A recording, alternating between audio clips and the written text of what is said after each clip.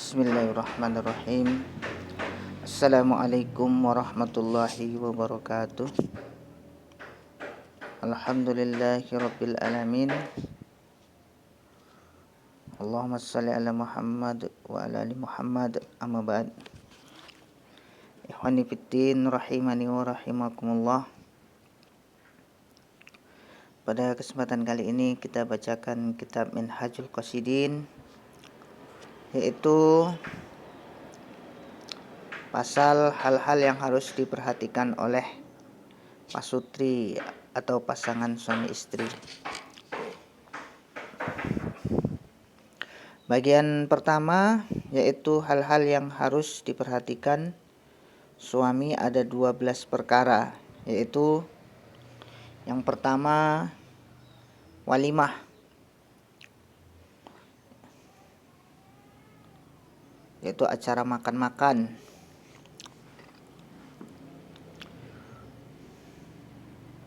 Dalam hal pernikahan, hukumnya adalah sunnah.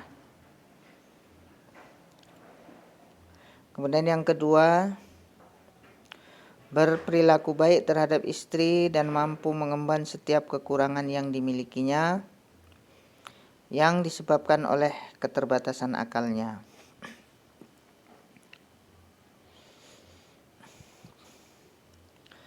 Dalam sebuah hadis sahih disebutkan, berkehendaklah yang baik terhadap wanita, karena wanita itu diciptakan dari tulang rusuk. Sesungguhnya tulang rusuk yang paling bengkok adalah yang paling atas. Jika engkau hendak meluruskannya, maka ia akan patah. Dan jika engkau membiarkannya, maka ia tetap bengkok. Maka berkehendaklah yang baik terhadap wanita. Hadis riwayat Bukhari dan Muslim.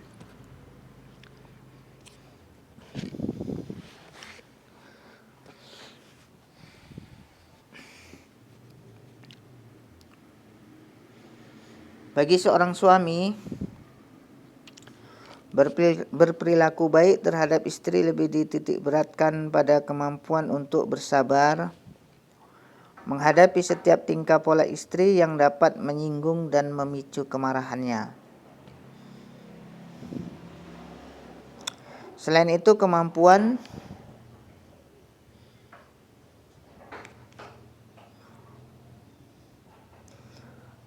bersabar pun merupakan iqtida, yaitu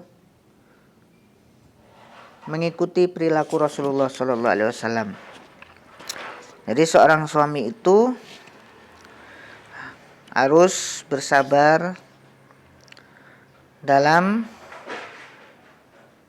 menghadapi tingkah pola istrinya. Bisa jadi tingkah pola istrinya itu dapat memicu kemarahan dan menyinggung suami. Maka dalam hal ini hendaknya seorang suami harus memiliki kesabaran yang tinggi. Sebagaimana Rasulullah SAW telah berbuat sabar terhadap istri-istrinya. Maka kesabaran yang kita lakukan ini adalah mencontohi kesabaran Rasulullah SAW. Kemudian disebutkan dalam Sahih Al-Bukhari dan Muslim dari hadis Umar radhiyallahu anhu bahwa istri-istri Nabi SAW membantahnya, dan salah seorang dari mereka ada yang menghindari beliau selama sehari semalam. Hadis ini adalah hadis yang masyhur, diriwayatkan oleh Imam Bukhari dan Imam Muslim. Kemudian yang ketiga, suami hendaknya mencandainya dan bergurau dengannya.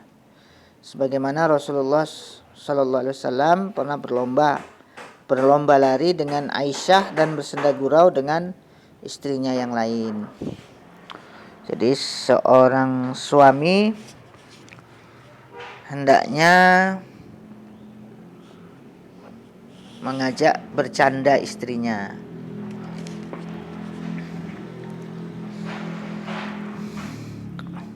Bagaimana Rasulullah juga bercanda dan bermain dengan istrinya, yaitu Ummul Mukminin Aisyah radhiyallahu anha. Dan begitu juga dengan istri-istrinya yang lain.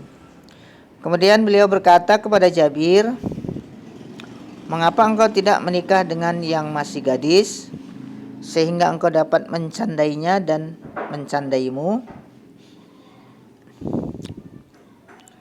Hadis riwayat Imam Bukhari dan Imam Muslim.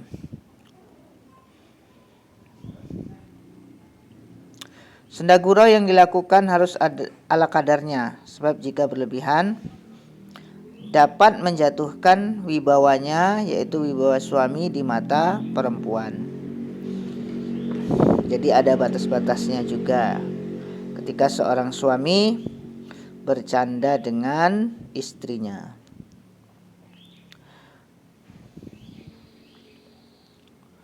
Kemudian telah diriwayatkan dari Umar bin Al-Khattab radhiyallahu anhu bahwa ia pernah memarahi anak buahnya dan datang istrinya bertanya, "Wahai Amirul Mukminin, ada masalah apa dengannya?" Jawab Umar, "Wahai musuh Allah, ada apa kamu ini? Kamu bermain sesuatu kemudian meninggalkannya." Kemudian yang kelima, wajar dalam cemburu. Tidak boleh lalai dari prinsip-prinsip yang mampu membuatnya lalai, dan tidak boleh berprasangka buruk secara berlebihan. Selain itu, Rasulullah juga melarang seorang suami yang membiarkan keluarganya keluar malam. Riwayat Imam Bukhari dan Imam Muslim. Kemudian yang keenam,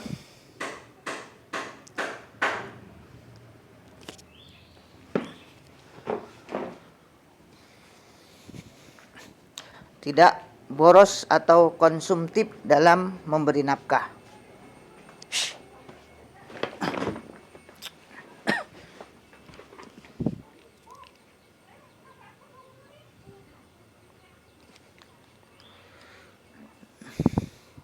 Juga tidak egois, membiarkan dirinya senang dengan makanan yang lezat sedang keluarganya tidak ikut merasakannya.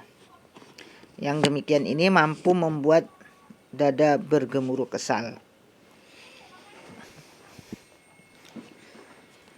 Ya, jadi seorang suami dalam memberi nafkah tidak boleh terlalu pelit dan juga tidak boleh boros.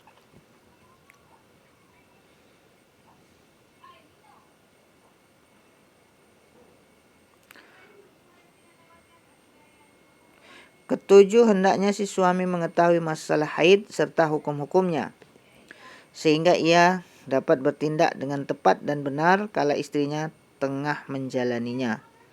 Selain masalah haid, juga dapat mengajarkan istrinya tentang hukum-hukum sholat dan istihadah. Sebagai contoh, jika darah haidnya berhenti sebelum waktu sholat maghrib, hanya cukup untuk sholat 1 rakaat saja.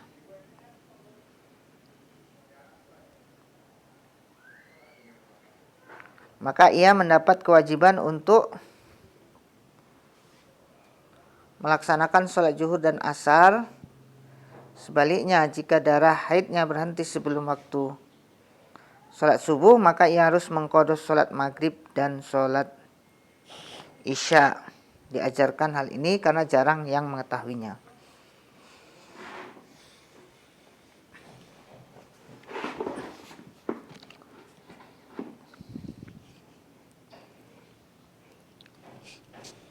Kemudian yang ke-8, berlaku adil terhadap para istrinya, baik dalam persoalan tempat tinggal dan nafkah, bukan hanya dalam hal cinta dan ranjang saja. Sebab adil dalam masalah ini sulit jika dia ingin bepergian dan mengajak salah satu istri untuk menemaninya, maka ia harus mengundi. Barang siapa yang terpilih, maka istrinya yang terpilih dalam undian itulah yang pergi bersamanya. Kesembilan, yaitu nusyus, ya, atau percekcokan.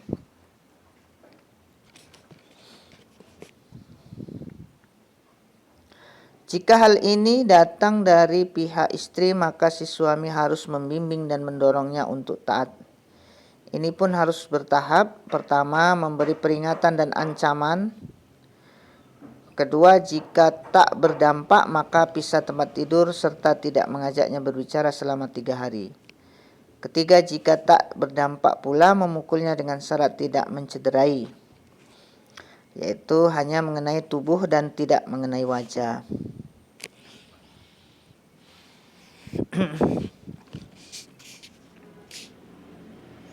Kesepuluh, adab-adab bersetubuh. Hendaknya dimulai dengan bacaan basmalah, tidak membelakangi kiblat, menutupi dirinya dan istrinya dengan kain, serta tidak terburu-buru, tetapi memulai dengan cumbuan, pelukan dan ciuman. Sebagian ulama ada yang menganjurkan bersetubuh pada hari Jumat. Kemudian, jika si suami lebih dulu mencapai orgasme, maka hendaknya menunggu hingga istrinya juga mencapai orgasme. Sebab boleh jadi istrinya telat dalam mencapainya.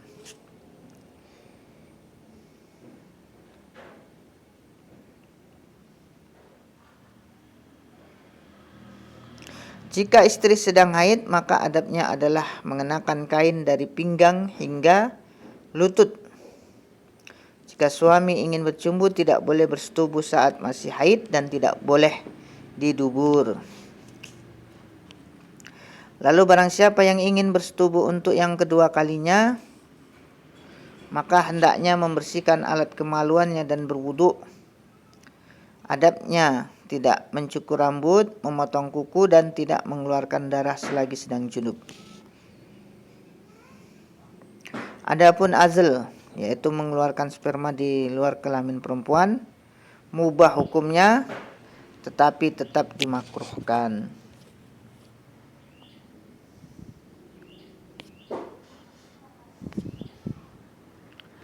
Ke-11, yaitu adab-adab bersalin.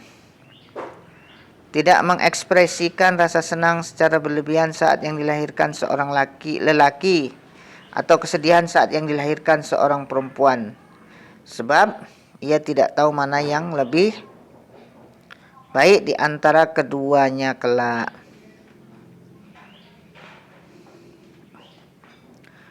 Pertama, bayi diazankan tepat pada telinganya. Kedua, memberi nama yang baik untuknya. Dalam hadis Muslim disebutkan, sesungguhnya nama kalian yang paling dicintai Allah adalah Abdullah dan Abdurrahman. Hadis riwayat Muslim. Barang siapa yang memiliki nama yang dibenci, maka dianjurkan menggantinya. Sebab Rasulullah SAW pernah mengganti nama banyak orang. Beliau amat tidak suka dengan nama-nama seperti ini, yaitu Aflah, paling beruntung; Nafi, yaitu bermanfaat; Yassar, artinya banyak memberi kemudahan; Rabbah, yaitu banyak keuntungannya; Barokah, dan lain-lain. Dikatakan, apakah nama-nama ini memiliki keistimewaan? Beliau menjawab, tidak. Ketiga, melakukan akikah dengan 2 ekor kambing untuk seorang laki-laki dan 1 ekor kambing untuk seorang perempuan.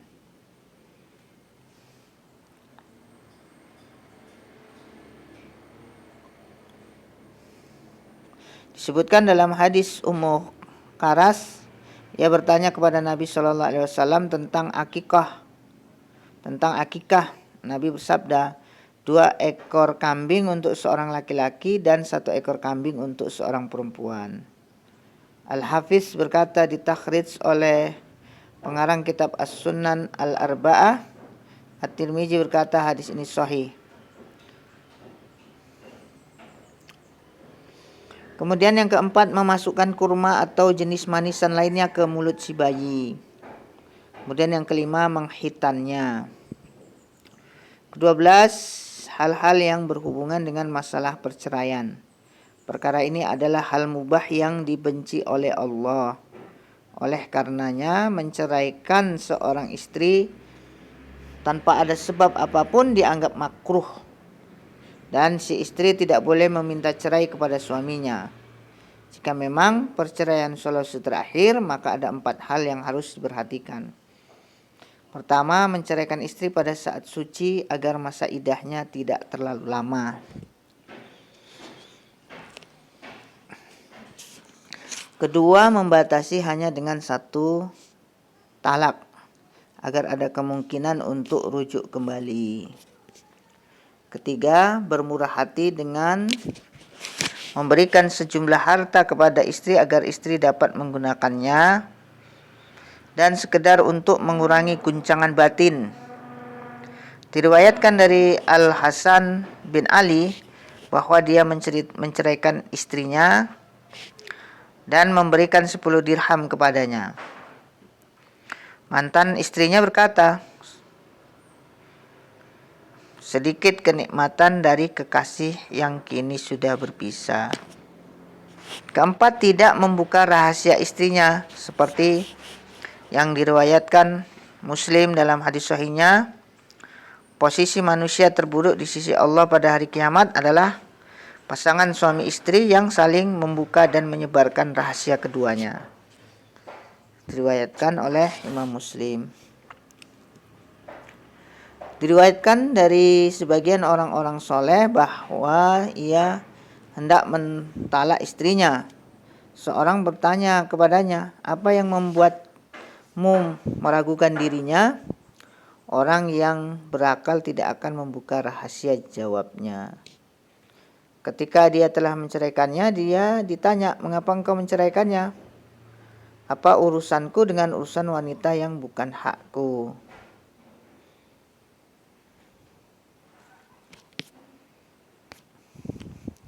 Kemudian bagian kedua,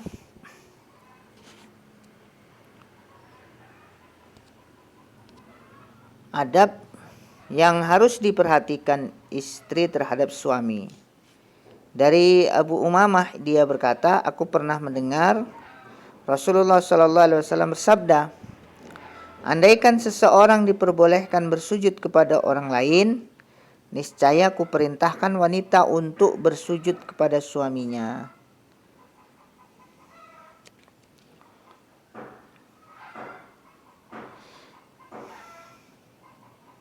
Hasan isnadnya dan sahih li ghairihi. Diriwayatkan oleh Imam Ahmad, Ibnu Majah, Al-Baihaqi, Ibnu Hibban dan Al-Baghawi.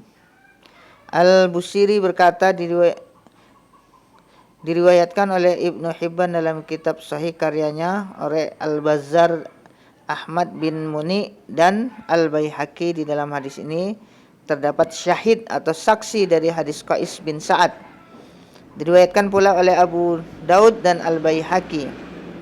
Syahidnya atau saksinya ada dalam kitab Sunan Abu Daud dan Al-Baihaqi. Al-Albani menyebutkan dalam kitab Sahih Ibnu Majah, ia berkata hadis ini hasan sahih. Lihat pula kitab Al-Irwal, kitab As-Sahihah dan kitab Adab Az-Zufaf karya Al-Albani.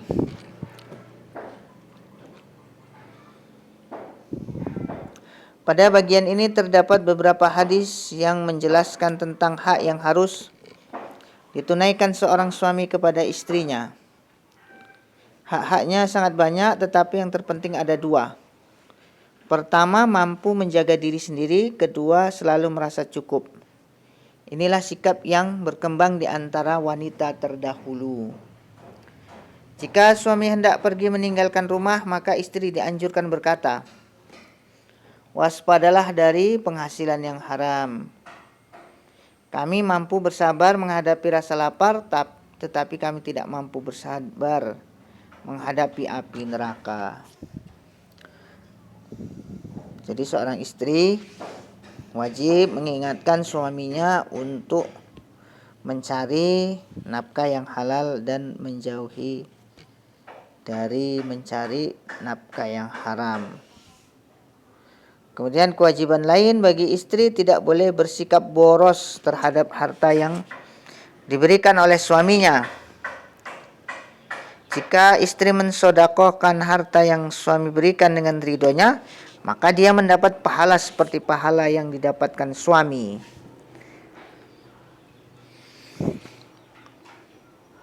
Tetapi jika suami tidak ridho, maka suami tetap mendapat pahala, sedangkan istri mendapatkan dosa.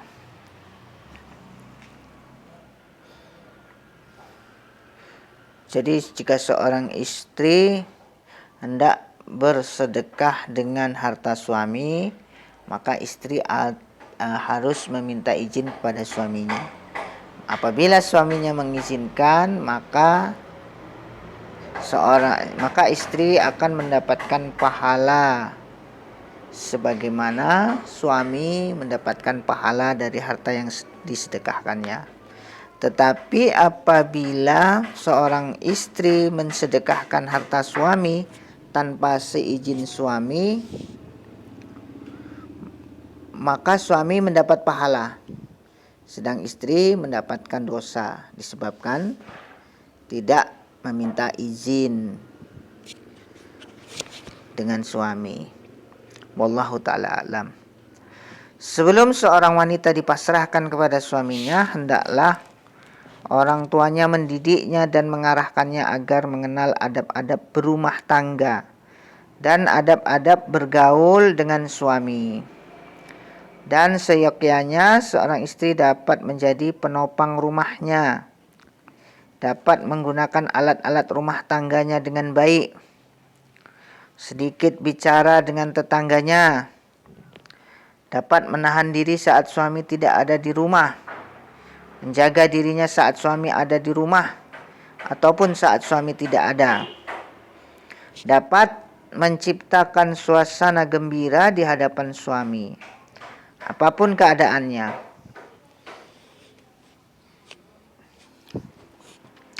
Tidak berkhianat terhadap suami dan juga terhadap harta yang diberikan suami. Tidak memasukkan lelaki yang tidak disukai suami ke dalam rumahnya, apalagi ke dalam kamarnya. Tidak memasukkan seorang lelaki ke dalam rumahnya kecuali seizin suami. Dapat menjaga keadaan rumahnya dan mengaturnya, mengurus segala pekerjaan rumah tangga menurut kesanggupannya, dan dapat mendahulukan hak-hak suami daripada hak sendiri dan hak kerabatnya. Ikhwani fiddin rahimani wa rahimakumullah. Demikian telah kita bacakan, yaitu kitab Minhajul Qasidin tentang pernikahan dan adab-adabnya. Yaitu tadi kita bacakan tentang kewajiban